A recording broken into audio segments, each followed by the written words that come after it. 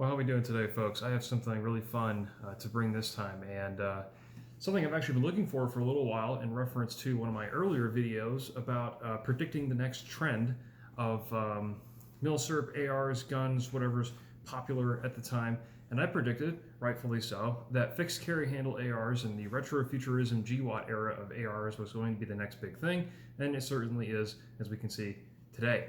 But in my perusing around in my usual gun shops and doing my rounds around town, I happened to find a place that had a, wouldn't you know it, fixed carry handle, look at that, A2 style AR-15. And I was really happy to find this. Now, if you may have noticed though, this looks a little bit different from your regular standard A2. And that's because this is a band era Bushmaster XM15-E2S. And I'm sure if it's a target or competition model, but it does have the kind of featureless front end here with the crowned target kind of barrel, kind of HBAR style barrel. So this thing weighs quite a bit for an A2, well, 20-inch full rifle length style rifle. So yeah, here we go. Nice old very old school Bushmaster A2 style rifle. And I was very happy to come across this because the price was right. Everything seemed to turn out pretty well. Whoever had this was selling it to the store in consignment, and they only wanted like $600 for it. So I was like, dang, let's go all day long. Even if it is a band era gun, so it doesn't have the bayonet mount and it doesn't have flash hider or anything like that, that's totally fine. Because really, what I really wanted the most was the A2 style of fixed carry handle, as you see here. The reason why I wanted that is for a number of reasons, actually. I personally don't really prefer the A1 style of fixed carry handle sights. I much prefer the A2, and because I don't know, it just looks more robust, more functional, more modern, you know. And it certainly is, because A2 obviously came after the A1. Is it a little bit more complex than an A1 sight? Yeah, it is. But once you learn and understand how to use it, it's actually quite handy and quite nifty. Now, obviously everyone knows I was, or I am still active duty Air Force, and way back in the day, when I was in basic training, we actually qualified on M16A2s that look very similar to this, of course, right? So that's another connection I have for the A2 rifles, is literally back in my day, we only had iron sights.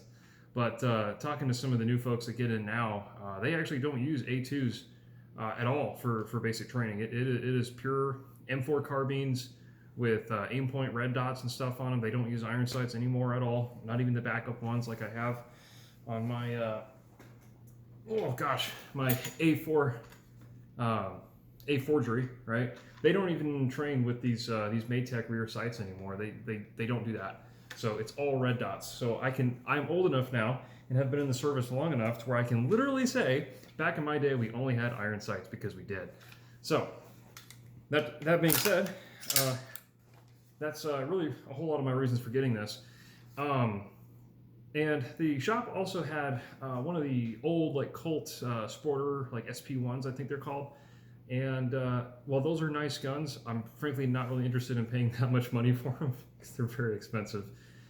And then also too, my intentions with this rifle later is to get a proper 20-inch rifle length barrel, so I can get a proper front sight post here that has the correct bayonet mount, and I can also mount the A2 flash hider, of course. Now, that will, of course, warrant me having to remove pretty much the original barrel and front sight post here and all that stuff. And I have another receiver that I plan to put that towards, so I can make that like a bench gun. But I really do want to go for the A2 clone style looks. And frankly, finding an A2 fixed carry handle upper like this is near to impossible these days. They're just not making them. And the ones that are available out there, people are charging a pretty good premium. So I've seen like really ratty old Bushmasters or Smith & Wesson police trade-in uppers, just the upper. They're like absolutely beat to heck, and people are wanting $600-700 just for the upper. Like no bolt carrier, no charging handle, nothing. It is just the upper with the carry handle and maybe a hand guard if you're lucky, and the whole thing is just ratty, and, you know, beat to heck. Not saying, of course, you couldn't replace those parts with modern ones, but if you're already paying that kind of money, it's kind of unattractive prospect. But this, full rifle came like this for 600 bucks. Now, this also came with a few accessories.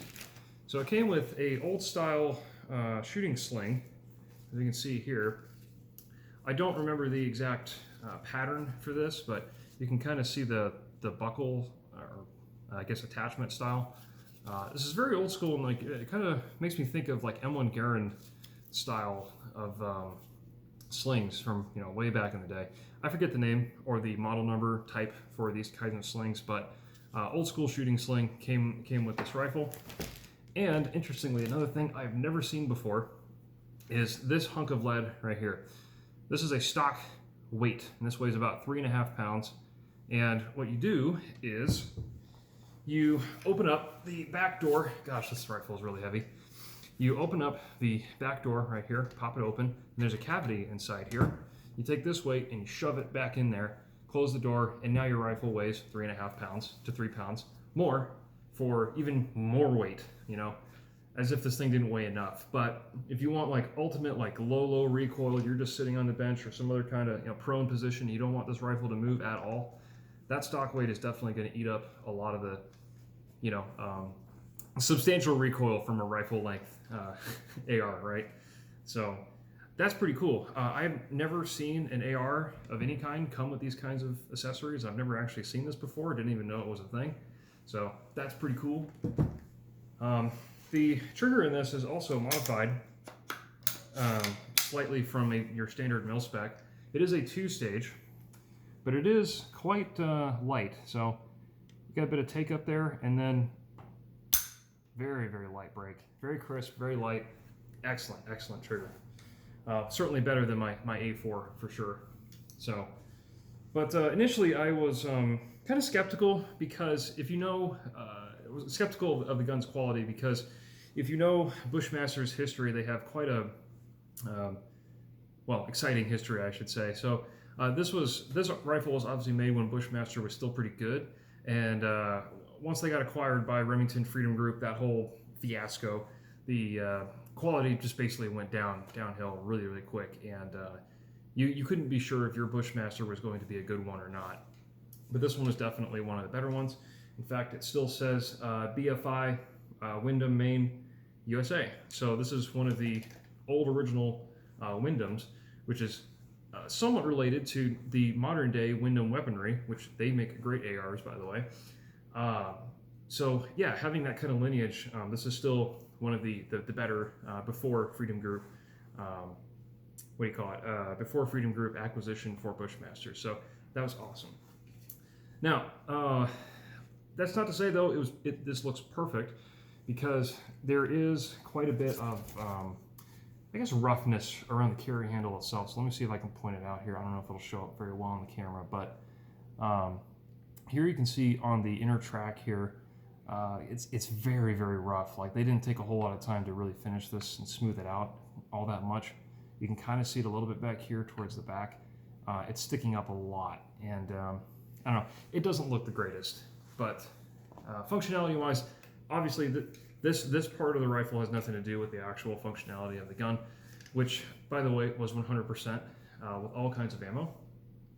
And that's another concern I had as well, was considering this is a ban era gun, assault weapons ban era gun, I was worried that this thing wouldn't be able to fire 5.56 ammunition correctly, because this actually was a thing that Ruger did back in the day. For their Mini 14 rifles, they chambered them strictly for 223. So, and it actually says on the back of the receiver, it actually says 223 Remington.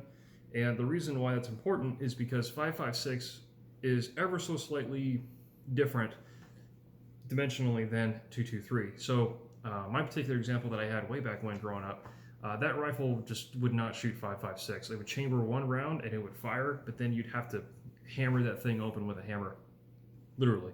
So some ban era guns are like that, and some barrels, even for ARs, are definitely really only made for 223. So I was worried that that might have been the case, even though on the receiver here itself, it does say 223 and 5.56.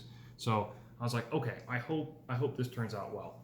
But sure enough, it did. So any 5.56 ammo I ran through this ran just fine, perfectly fine, no issues, no weird extraction or anything like that. It functioned just like any AR should. So very happy with that. How did it shoot? I was kind of, I guess, inexperienced with HBAR style kind of barrels like this because I've never shot one before. And considering this was an older gun and the price was kind of low, and this was a company I haven't used before, Bushmaster, I wasn't quite sure what kind of accuracy I could get out of this and if it was really all that good. I just didn't know. So I took it out of the range and went through the standard zeroing process. So the usual, like I have it up on my wall over there, but you're kind of M4 carbine M16-E2S zeroing chart thing. If you've been in the military, you know what I'm talking about. Use one of those, zero this, works fine, cool. And then I had an opportunity to take it to 100 yards, and let me show you the targets here of what I got. Let's see. Okay. So, started out with the usual 223 and 5.56 55 grain, like M193 equivalents, and this is at 100 yards. And you can see we got some pretty decent groups, honestly. There's one, and I pulled one over here. That's just me, but hey, that's not bad. The one here in the black was initially finding the zero and seeing where it was hitting exactly. So, you know, not too bad, especially with iron sights, you know. Now, what really impressed me was I used some 55 grain Frontier Hornady match ammo, like hollow point boat tail match, and that's what really stood out to me quite a bit. So, in particular, this target right here, you know, obviously there's this one that got pulled right here, but look at that, that's 4 shots. Like, that is below an inch right here. So that's freaking awesome, especially with iron sights at 100 yards. Awesome. So I'm pretty sure I pulled that one, but the other groups are similar. You know, there's a nice little 4 group there, and this one down here is definitely just me. This guy next to me had this absolutely obnoxious muzzle brakes. Every time he went off, like the concussion was just nasty. So there's another one there. Again, just one more shot that's off from me. That group wasn't quite as good. And then of course my last 5-shot group right down here. As you can see, another one I pulled off there. So given the nature of iron sights, right, this does not necessarily demonstrate the pure mechanical accuracy that this gun is capable of. It just demonstrates how well I'm able to shoot it with that ammunition on that day at that range, which is to say pretty damn well, I would say, for just iron sights at 100 yards, right? And of course using the smaller aperture rather than the larger one. So I was very, very, very impressed because this thing actually shoots better than this one, my A4. I was really surprised. So freaking awesome. I bet you if I was able to get a scope on this, I mean, I know they make mounts for carry handles like this to put your own scopes and things, but then it's sitting up like this high, and then I have to do this number and do like a jaw weld on the stock here to get a good sight picture. But point is, if I was able to get a scope or some kind of optic, maybe even a red dot or something on this, and go back to it at 100 yards, I'm pretty sure I could get this gun to sub-MOA consistent accuracy with the right ammo. So that is pretty dang impressive for what this is, how much I paid for it. You know, it's a really unassuming rifle. I mean, people don't really see this and think, you know, it's just an M16A2 lookalike with a HBAR, you know, band era profile. So who wants that, right? But I'll be honest, this thing really did surprise me, and I've loved shooting it. Very, very soft shooting. I mean, any rifle length AR like this in 20 inches is always going to be a smooth shooter, and this one is no exception. So yeah, I'm really impressed with how this thing has been operating. Part of me almost doesn't want to take the barrel out of this to put a regular one on it because it's just been shooting so well. So why mess with something when it's already functioning so well, right? But I really, really do want that kind of authentic, as close as possible A2 clone that I can get, because like I said, that's the rifle I used in the service. So that's really, really what I want to go with. And also this thing is just so freaking heavy. Like, if I could easily take the handguards off, I'd show you the barrel profile underneath this, but this thing is so front heavy. It weighs way too much for a 20-inch AR. In fact, my A4, like this, even with this huge quad rail and everything else on this gun, actually weighs less than this HBAR. So that is that's crazy to me that there's that much weight in this thing. It's just a solid chunk of steel.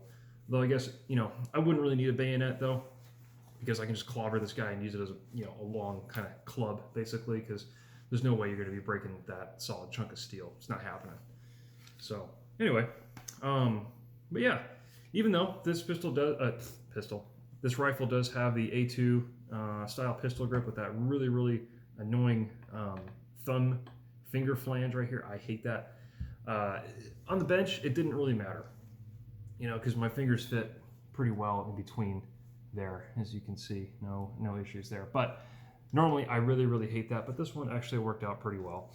And of course, your standard A2 length gray kind of buttstock that has the I don't even know what kind of finish that is, but it feels kind of soft, I guess.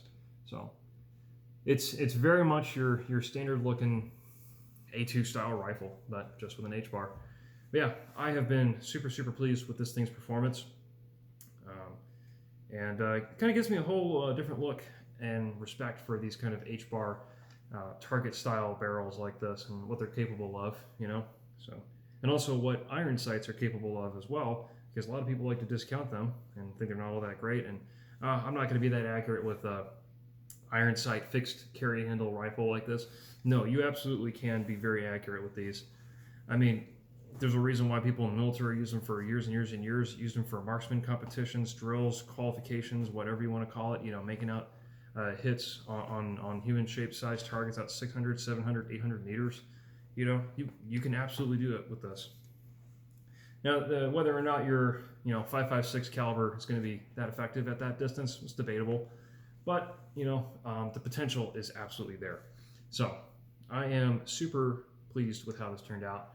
I'm super happy to have an actual A2 fixed carry handle upper in my collection, my armory, and I look forward to getting some more retro vibes with this thing, you know, because now that I've got this, the last thing I need to make is a M4 carbine, or M4 carbine lookalike, my M forgery if you want to call it that, because I've got the A4, I've got the A2, and just need the M4 carbine, because like I said before, I'm not really a huge fan of the A1s, so maybe at some point I'll get an A1, but in the meantime, I'm perfectly happy with what I have right now.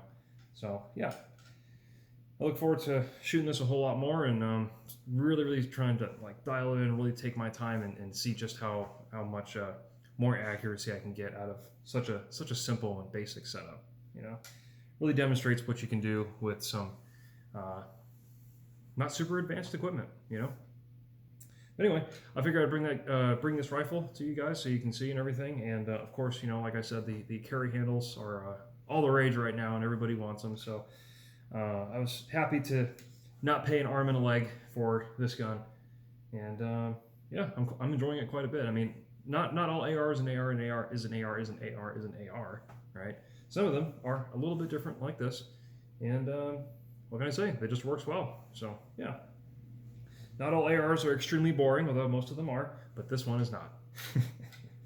But yeah, that's all I got to say about that, and we'll see you next time.